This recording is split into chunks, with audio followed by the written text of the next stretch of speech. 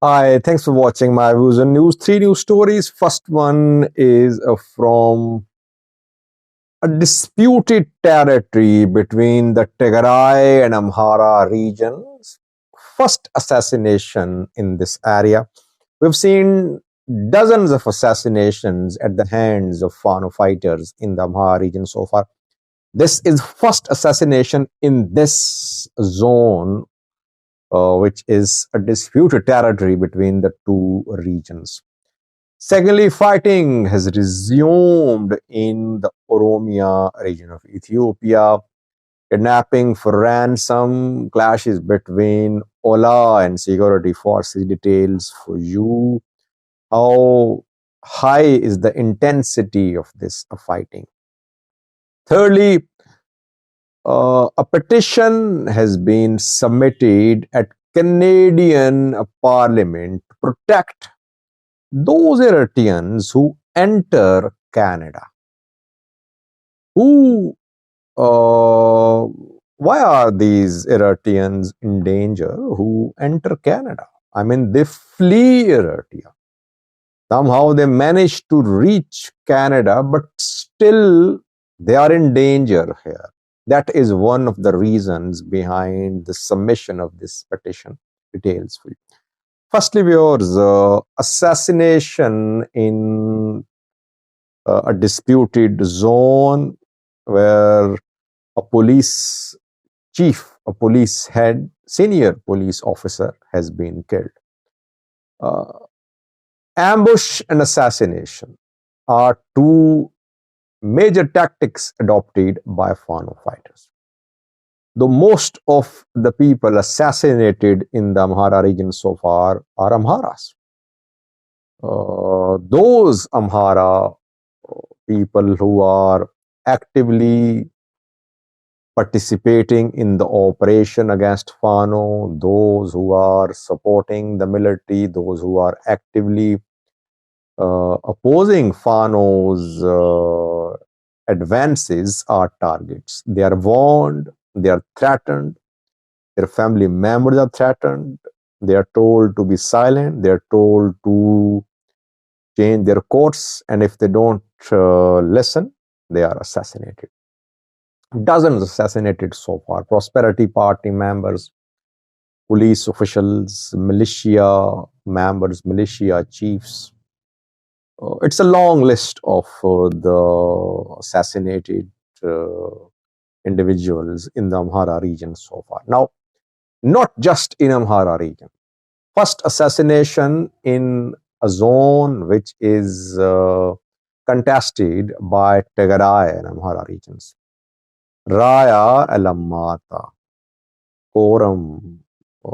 Tigray calls it Southern Tigray. Amhara region calls it Raya Alamata Koram. Territory disputed. Its future uncertain. It is under ENDF control, under the control of provisional administration put in place by Amhara regional government.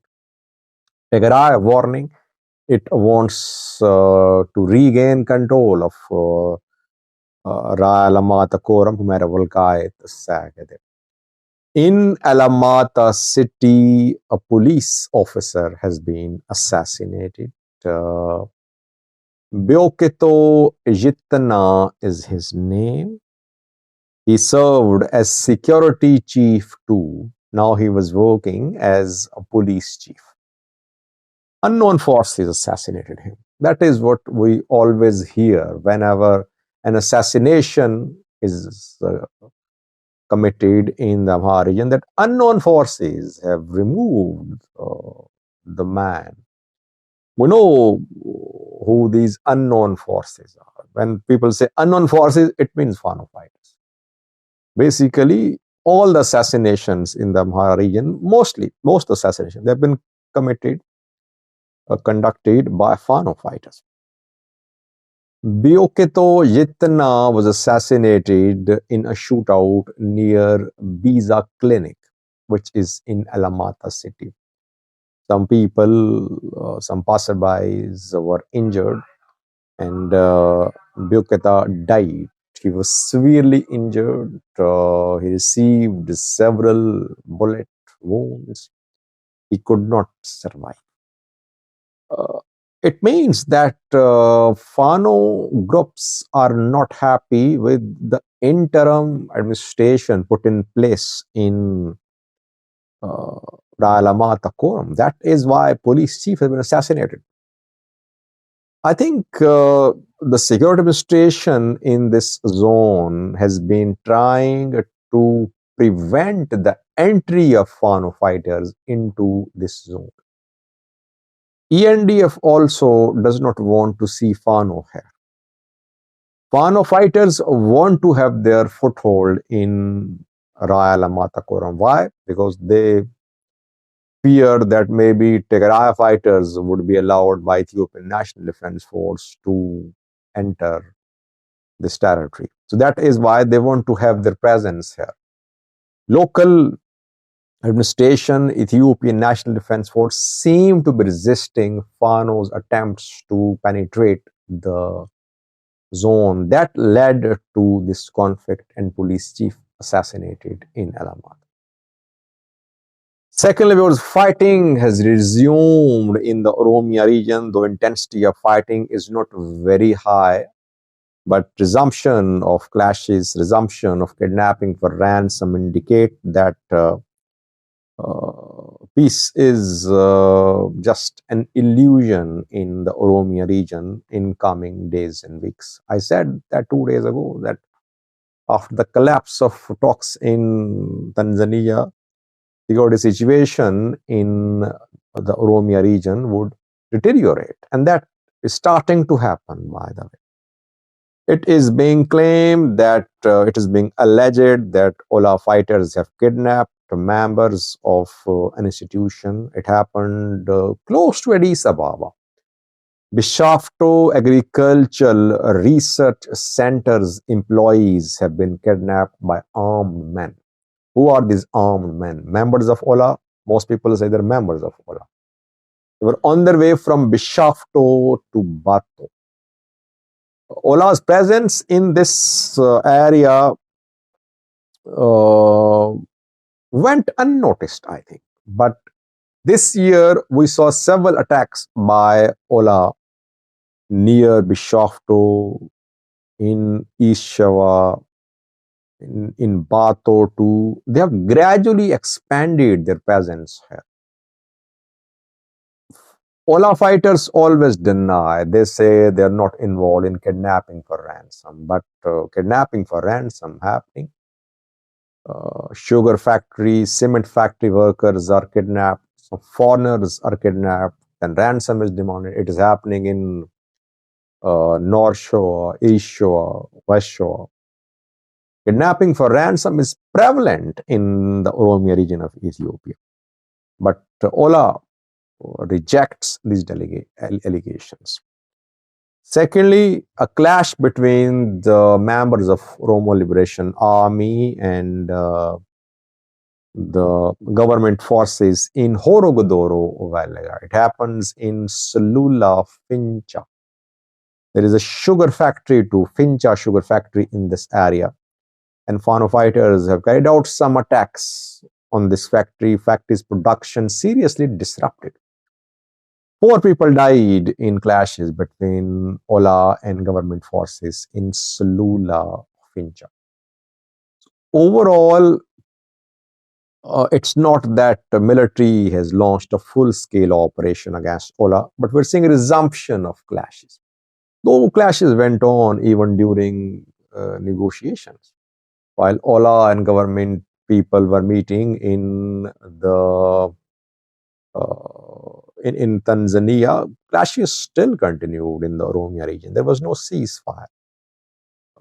Though intensity of clashes in the Oromia region decreased.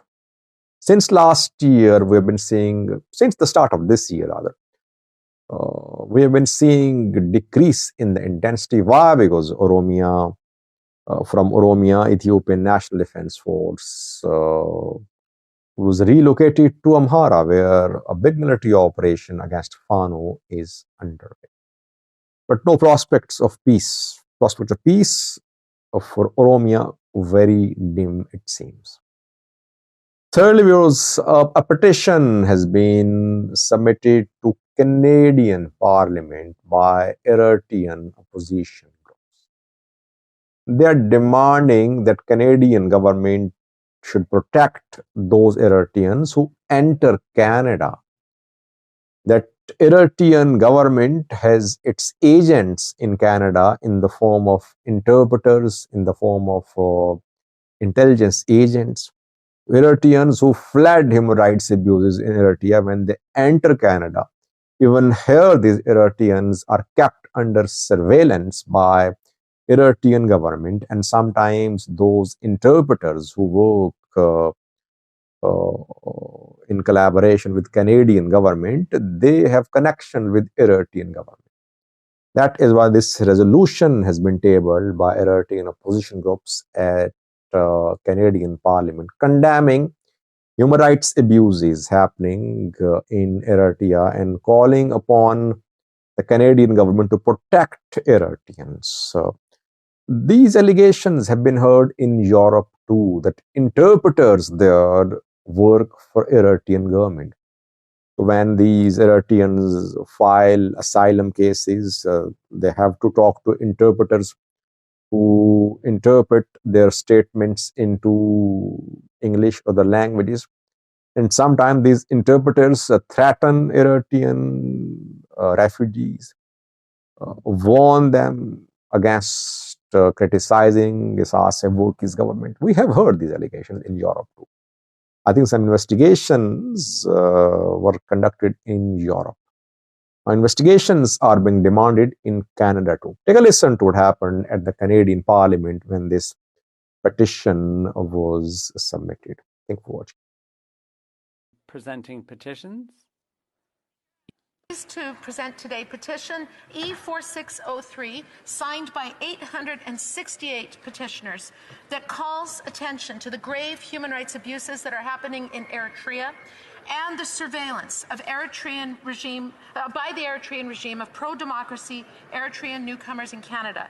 The petition calls for an investigation into the targeting of Eritrean Canadians, asks us to deny visas to those who promote hate or violence, asks for protection for Eritrean newcomers, and to ensure that settlement agencies use impartial interpreters, and asks on the Canadian government to impose Magnitsky sanctions on Eritrean regime officials.